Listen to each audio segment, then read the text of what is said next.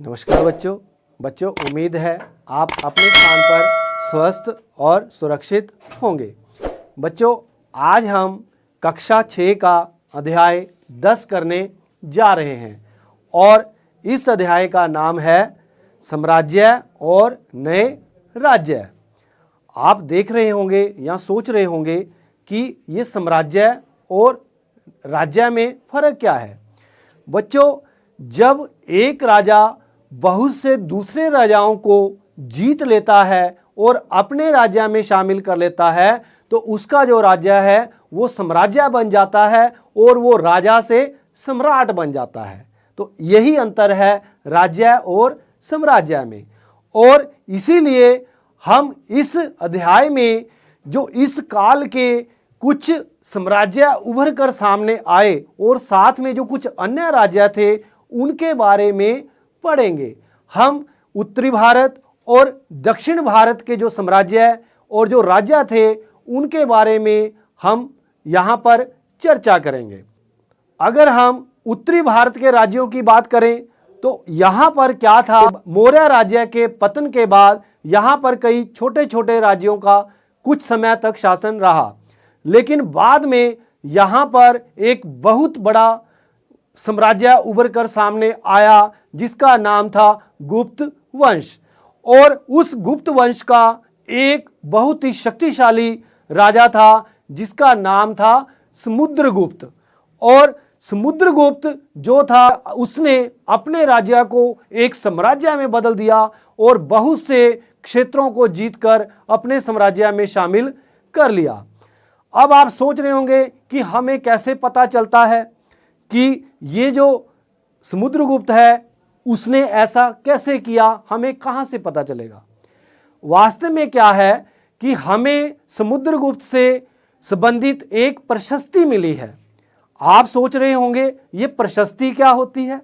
बच्चों प्रशस्ति क्या होती है कि वहाँ पर उसके राज दरबार में जो लोग कवि थे या जो दरबारी कवि थे वो राजा की स्तुति में या राजा की प्रशंसा में गुणगान किया करते थे, उसकी तारीफ किया करते थे।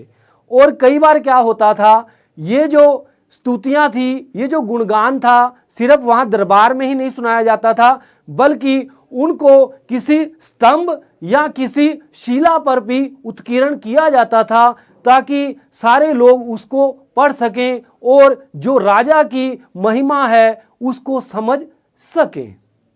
और ये जो हम प्रशस्ति की हम बात करने जा रहे हैं जिसके माध्यम से हमें समुद्रगुप्त के बारे में पता चलता है वो आज से लगभग 1700 साल पुरानी है।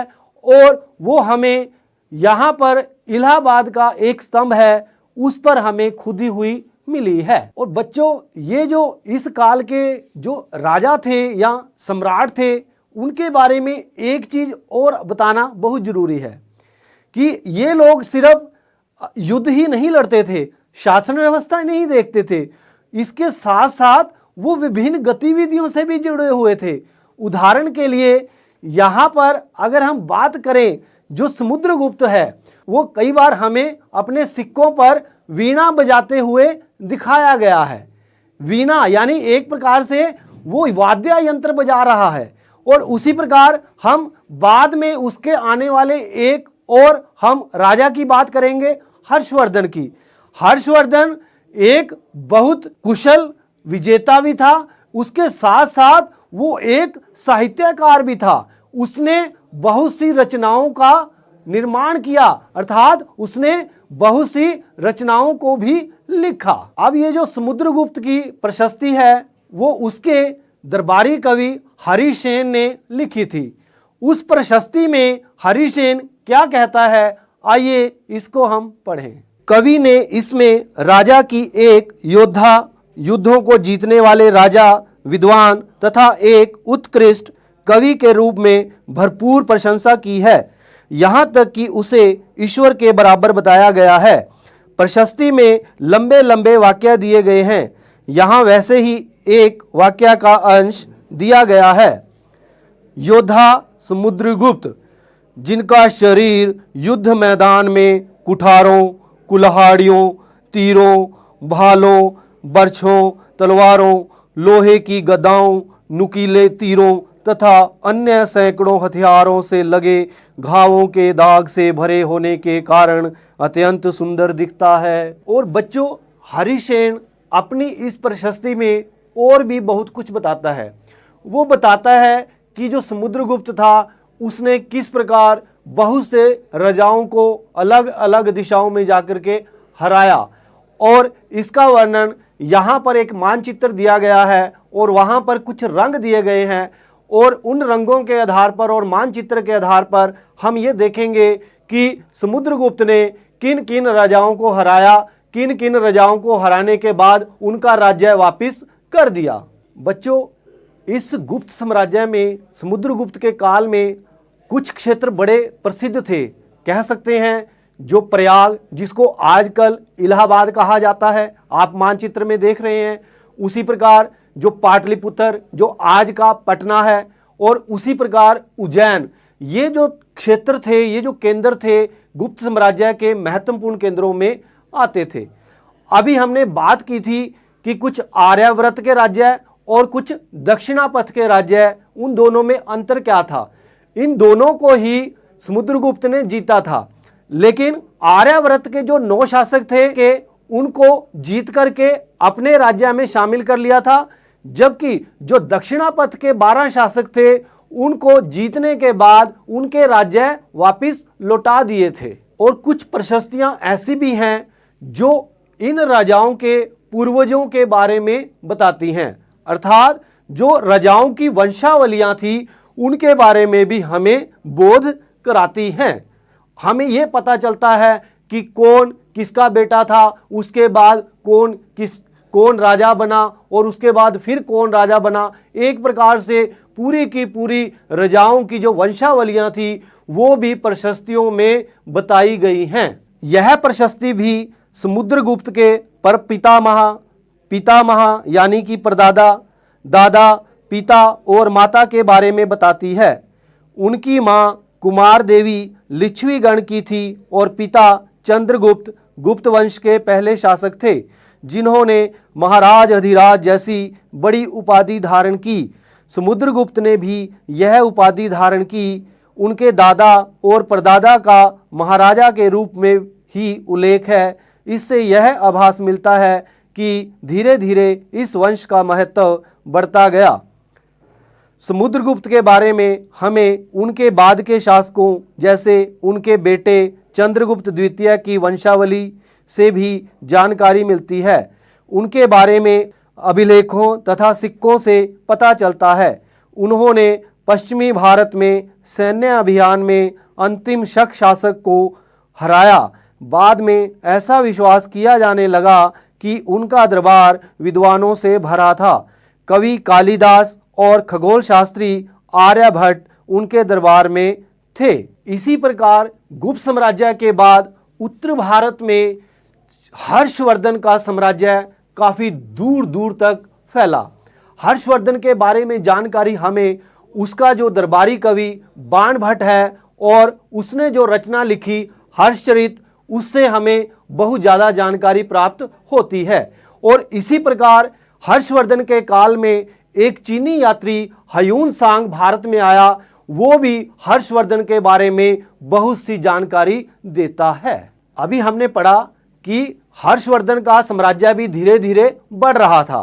पूर्व में तो उसने विजय प्राप्त कर ली, वो धीरे धीरे दक्षिण की ओर गया, लेकिन वहां पर क्या था, दक्षिण में इस समय एक प्रमुख चालुक्य राजा पुलकेशिन द्वितीय शासन कर रहा था और वो भी एक शक्तिशाली राजा था और उसने दक्षिण में हर्ष को आगे बढ़ने से रोक दिया। तो आइए अब हम जो दक्षिण भारत में इस समय वंश शासन कर रहे थे और उनके कुछ प्रमुख राजाओं के बारे में जानें। इस काल में दक्षिण भारत में पल्लव और जो चालुक्य वंश थे वो यहाँ पर शासन कर रहे थे। अभी हमने बात की थी कि चालुक्य वंश का एक प्रसिद्ध और शक्तिशाली राजा पुलकेशिन द्वितीय था, जिसने हर्षवर्धन को दक्षिण की ओर आगे बढ़ने से रोक दिया था। पुलकेशिन द्वितीय सबसे प्रसिद्ध चालुक्य राजा थे। उनके बारे में हमें उनके दरबारी कवि रवि कीर्ति द्वारा रचित प्रशस्ति से पता चलता है। इसमें उनके पूर्वजों, खास तौर से पिछली 4 पीढ़ियों के बारे में बताया गया है। पुलकेशिन द्वितीय को अपने चाचा से यह राज्य मिला था और चालुक्यों की राजधानी ऐहोल थी। यह एक प्रमुख व्यापारिक केंद्र था। धीरे धीरे यह एक धार्मिक केंद्र भी बन गया, जहां कई मंदिर थे। और चालुक्यों के साथ जो दूसरा राज्य लगता था पल्लव, वो हमेशा एक दूसरे की सीमाओं का अतिक्रमण करते थे। मुख्य रूप से राजधानियों को निशाना बनाया जाता था जो समृद्ध शहर थे। पल्लवों का राज्य उनकी राजधानी कांचीपुरम के आसपास के क्षेत्रों से लेकर कावेरी नदी के डेल्टा तक फैला था, जबकि चालुक्यों का राज्य कृष्णा और तुंगभद्रा नदियों के बीच स्थित था। रवि कीर्ति के अनुसार पुलकेशिन द्वितीय ने पूर्व तथा पश्चिमी दोनों समुद्र तटीय इलाकों में अपने अभियान चलाए। इसके अतिरिक्त उन्होंने हर्ष को भी आगे बढ़ने से रोका। हर्ष का अर्थ आनंद होता है। कवि का कहना है कि इस पराजय के बाद हर्ष अब हर्ष नहीं रहा। पुलकेशिन द्वितीय ने पल्लव राजा के ऊपर भी आक्रमण किया, जिसे कांचीपुरम की दीवार के पीछे शरण लेनी पड़ी। पर चालुक्यों की विजय अल्पकालीन थी। लड़ाई से दोनों वंश दुर्बल होते गए। पल्लवों और चालुक्यों को अंततः राष्ट्रकूट तथा चोल वंशों ने समाप्त कर दिया, जिसके बारे में हम अगली कक्षा में पढ़ेंगे। आइए अब हम ये जानें कि ये जो उत्तर और दक्षिण भारत के राज्य थे, इनका जो प्रशासन था वो कैसे चलता था।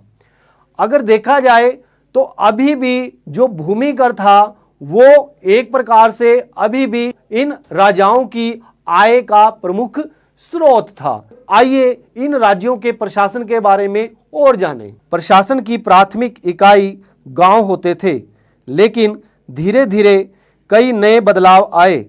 राजाओं ने आर्थिक, सामाजिक, राजनीतिक या सैन्य शक्ति रखने वाले लोगों का समर्थन जुटाने के लिए कई कदम उठाए। उदाहरण के लिए कुछ महत्वपूर्ण प्रशासकीय पद आनुवंशिक बन गए, अर्थात बेटे अपने पिता का पद पाते थे, जैसे कि कवि हरिसेन अपने पिता की तरह महादंडनायक अर्थात मुख्य न्याय अधिकारी थे। कभी कभी एक ही व्यक्ति कई पदों पर कार्य करता था, जैसे कि हरिसेन एक महादंडनायक होने के साथ साथ कुमार मात्य अर्थात एक महत्वपूर्ण मंत्री तथा एक संधि विग्रहिक अर्थात युद्ध और शांति के विषयों का भी मंत्री था। संभवतः वहाँ के स्थानीय प्रशासन में प्रमुख व्यक्तियों का बहुत बोलबाला था। इनमें नगर श्रेष्ठी यानी मुख्य बैंकर या शहर का व्यापारी, सार्थवाह यानी व्यापारियों के काफिले का नेता, प्रथम कुलिक अर्थात मुख्य शिल्पकार तथा कायस्थों यानी लिपिकों के प्रधान जैसे लोग थे। आइए अब हम ये पढ़ें कि इस काल की जो सेना थी और उस सेना में जो सेना नायक थे, उनके साथ एक नई व्यवस्था उभर कर सामने आती है। आप सब जानते हैं कि जो राजा होते हैं उनके पास एक सुसंगठित सेना होती है, जिसमें हाथी होते हैं, घुड़सवार होते हैं, रथ होते हैं और साथ में पैदल सैनिक भी होते हैं। अब यहाँ पर क्या था, इसके साथ साथ राजा के साथ कुछ सेना नायक जुड़े होते थे। वो सेना नायक क्या करते थे, जब युद्ध होता था तो अपनी तरफ से कुछ सैनिक राजा को दिया करते थे और राजा बदले में कई बार क्या करता था, इन सेना नायकों को वेतन नहीं दिया करता था, बल्कि भूमि का एक टुकड़ा दे दिया करता था और उस भूमि के टुकड़े से जितनी भी आय प्राप्त होती थी, उससे वो सेना नायक अपने घोड़ों तथा सैनिकों की देखभाल किया करते थे। और धीरे धीरे से एक प्रकार से देखा जाए, वो जो सेना नायक थे राजा के अधीन रहकर काम करते थे और एक प्रकार से राजा के सामंत बन जाते थे। और इस प्रकार एक नई व्यवस्था उभर कर सामने आई, जिसको सामंतवादी व्यवस्था के नाम से जाना जाता है। क्योंकि सामंतवादी व्यवस्था इसलिए कहा जाता है क्योंकि बाद में इन सेना नायकों ने अपने अधीन कुछ और लोगों को रख लिया और इस प्रकार एक लंबी श्रृंखला बन गई और एक प्रकार से सामंतवादी व्यवस्था उभर कर सामने आई। और कई बार क्या होता था कि जो राजा होते थे निर्बल या कमजोर होते थे, जिसका फायदा ये सामंत उठा लेते थे और खुद स्वतंत्र शासक बन जाते थे। आइए अब हम उस काल की जो दक्षिण भारत में जो सभाएं थी उनके बारे में जानें। कहा जाता है कि जो पल्लव वंश था दक्षिण भारत में इस समय, उसके बहुत से ऐसे अभिलेख मिले हैं जहां पर इन सभाओं के बारे में बताया गया है। और ये जो प्रमुख सभाएं थी उनमें सभा, उर और नगरम, ये सभाएं बहुत प्रमुख थी। आइए इनके बारे में जानें, ये क्या क्या काम करती थी। पल्लवों के अभिलेखों में कई स्थानीय सभाओं की चर्चा है। इनमें से एक था ब्राह्मण भूस्वामियों का संगठन, जिसे सभा कहते थे। ये सभाएं उपसमितियों के जरिए सिंचाई, खेतीबाड़ी से जुड़े विभिन्न काम, सड़क निर्माण, स्थानीय मंदिरों की देखरेख आदि का काम करती थी। जिन इलाकों के भूस्वामी ब्राह्मण नहीं थे वहाँ उर नामक ग्राम सभा के होने की बात कही गई है। नगरम व्यापारियों के एक संगठन का नाम था। संभवतः इन सभाओं पर धनी तथा शक्तिशाली भूस्वामियों और व्यापारियों का नियंत्रण था। इनमें से बहुत सी स्थानीय सभाएं शताब्दियों तक काम करती रही। आइए अब हम ये जानें कि उस काल के जो लोग थे वो कैसे थे और उनके बारे में जानकारी हमें कहाँ से मिलती है। हमें ये जो जानकारी है उस काल के लोगों के बारे में, जो उस काल के प्रसिद्ध नाटककार कालिदास और अन्य जो रचनाकार थे वो प्रदान करते हैं। और इसके साथ साथ हमने पहले भी बताया कि कुछ यात्री भी यहाँ भारत में आए, जैसे हमने कहा था हर्षवर्धन के काल में ह्यून सांग आया और गुप्त साम्राज्य में फाहियान आया। वो भी भारत के लोगों के बारे में जानकारी प्रदान करते हैं। कालिदास अपने नाटकों में राज दरबार के जीवन के चित्रण के लिए प्रसिद्ध हैं। इन नाटकों में एक रोचक बात यह है कि राजा और अधिकांश ब्राह्मणों को संस्कृत बोलते हुए दिखाया गया है, जबकि अन्य लोग तथा महिलाएं प्राकृत बोलते हुए दिखाए गए हैं। कालिदास का सबसे प्रसिद्ध नाटक अभिज्ञान शकुंतलम दुष्यंत नामक एक राजा और शकुंतला नाम की एक युवती की प्रेम कहानी को बताता है। इस नाटक में एक गरीब मछुआरे के साथ राज कर्मचारियों के दुर्व्यवहार की बात कही गई है।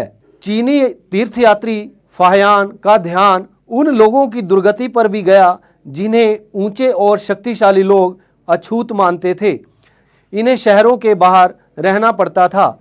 वे लिखते हैं, अगर इन लोगों को शहर या बाजार के भीतर आना होता था तो सभी को आगाह करने के लिए ये लकड़ी के एक टुकड़े पर चोट करते थे। यह आवाज़ सुनकर लोग सतर्क होकर अपने को छू जाने से या किसी भी प्रकार के संपर्क से बचाते थे। और इसी प्रकार बाण भट्ट द्वारा अभियान पर निकली राजा की सेना का बड़ा सजीव चित्रण किया गया है। राजा की सेना।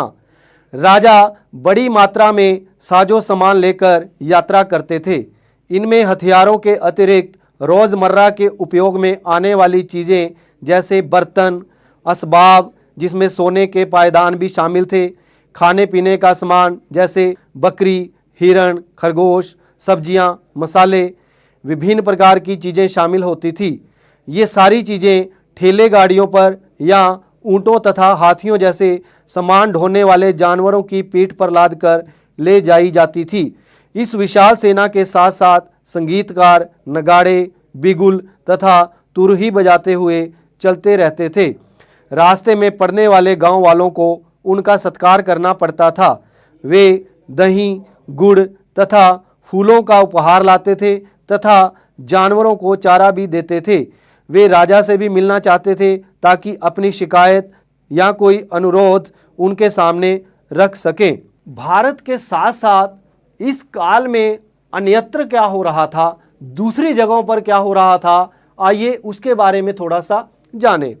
एक तो पहले बात यह है कि जो व्यापार था दूसरे देशों के साथ अभी भी चल रहा था, और इसी काल में क्या हुआ, जैसे हमने पिछले अध्यायों में पढ़ा था कि जैन धर्म तथा बौद्ध धर्म की उत्पत्ति हो चुकी थी, उसी प्रकार दूसरे देशों में, खास करके अरब देशों में इस समय एक नए धर्म का प्रादुर्भाव हुआ जिसे इस्लाम धर्म के नाम से जाना जाता है। लगभग 1400 साल पहले पैगंबर मोहम्मद ने अरब में इस्लाम नामक एक नए धर्म की शुरुआत की। ईसाई धर्म की तरह इस्लाम ने भी अल्लाह को सर्वोपरि माना है। उनके बाद सभी को समान माना गया है। यहाँ इस्लाम धर्म के पवित्र ग्रंथ कुरान का एक अंश दिया गया है। मुसलमान स्त्रियों और पुरुषों के लिए, विश्वास रखने वाले स्त्रियों और पुरुषों के लिए, भगत स्त्रियों और पुरुषों के लिए, सच्चे स्त्रियों और पुरुषों के लिए, धैर्यवान और स्थिर मन के स्त्रियों और पुरुषों के लिए, दान देने वाले स्त्रियों और पुरुषों के लिए, उपवास रखने वाले स्त्रियों और पुरुषों के लिए, अपनी पवित्रता बनाए रखने वाले स्त्रियों और पुरुषों के लिए, अल्लाह को हमेशा याद करने वाले स्त्रियों और पुरुषों के लिए, अल्लाह ने इन सब के लिए ही क्षमा और पुरस्कार रखा है। तो बच्चों, नए साम्राज्य और नए राज्य इस अध्याय में किस प्रकार हमने देखा कि इस काल में भारत में, उत्तर और दक्षिण भारत में किस प्रकार नए साम्राज्य और राज्य उभर कर सामने आए, और उनमें से जो हम समुद्रगुप्त की हमने बात की है, हमने हर्षवर्धन की बात की है, पुलकेशिन द्वितीय की बात की है कि वो बहुत ही अपने काल के प्रसिद्ध और शक्तिशाली राजा और सम्राट थे, और किस प्रकार उन्होंने अपने साम्राज्य को आगे बढ़ाया। और साथ साथ हमने ये भी व्याख्या की है कि प्रशस्ति क्या होती है, और साथ में ये भी देखा है कि दक्षिण भारत में जो सभाएं थी वो अपने आप में कितनी महत्वपूर्ण थी, और इसके साथ साथ हमने ये भी जाना कि किस प्रकार और कहां पर इस्लाम धर्म की स्थापना हुई। तो बच्चों, इसी के साथ हमारा ये अध्याय समाप्त होता है। उम्मीद है आपको समझ आ गया होगा, लेकिन आपको कितना समझ में आया, आपने कितना जाना, कितना पढ़ा, आइए थोड़े से प्रश्न उत्तर के माध्यम से इसको जानने का प्रयास करें। पहले हम बहुविकल्पी प्रश्न करेंगे। प्रश्न 1, हरिसेन द्वारा लिखी गई समुद्रगुप्त की प्रशस्ति किस भाषा में है? हिंदी, संस्कृत, प्राकृत, तमिल? बिल्कुल सही, ये संस्कृत में लिखी गई है। प्रश्न 2, चीनी यात्री ह्यून-सांग किसके शासनकाल में भारत आया? विकल्प हैं समुद्रगुप्त, चंद्रगुप्त, हर्षवर्धन, कनिष्क? बिल्कुल सही, ह्यून-सांग हर्षवर्धन के काल में भारत आया। प्रश्न 3, चालुक्यों की राजधानी निम्न में से कौन सी थी? विकल्प हैं ऐहोल, कांचीपुरम, पाटलिपुत्र, वल्लभी? बिल्कुल सही, ऐहोल चालुक्यों की राजधानी थी। प्रश्न 4, व्यापारियों के संगठन को दक्षिण भारत में किस नाम से जाना जाता था? और विकल्प हैं उर, सभा, नगरम, समिति? बिल्कुल सही, नगरम के नाम से जाना जाता था। प्रश्न 5, अभिज्ञान शाकुंतलम निम्न में से किसकी रचना है? बाणभट्ट, हर्षवर्धन, कालिदास, आर्यभट्ट? बिल्कुल सही, अभिज्ञान शाकुंतलम जो कि एक नाटक है, कालिदास के द्वारा लिखा गया है। अब हम लघु उत्तरात्मक प्रश्न करेंगे। प्रश्न 1, सभा क्या थी? उत्तर, दक्षिण के राज्यों में ब्राह्मण भूस्वामियों का संगठन सभा कहलाता था। ये सभाएं विभिन्न समितियों के जरिए सिंचाई, खेतीबाड़ी से जुड़े विभिन्न काम, सड़क निर्माण और स्थानीय मंदिरों की देखरेख का काम करती थी। तो बच्चों, उम्मीद है आपको ये अध्याय समझ आया होगा। स्वस्थ रहें, सुरक्षित रहें। धन्यवाद।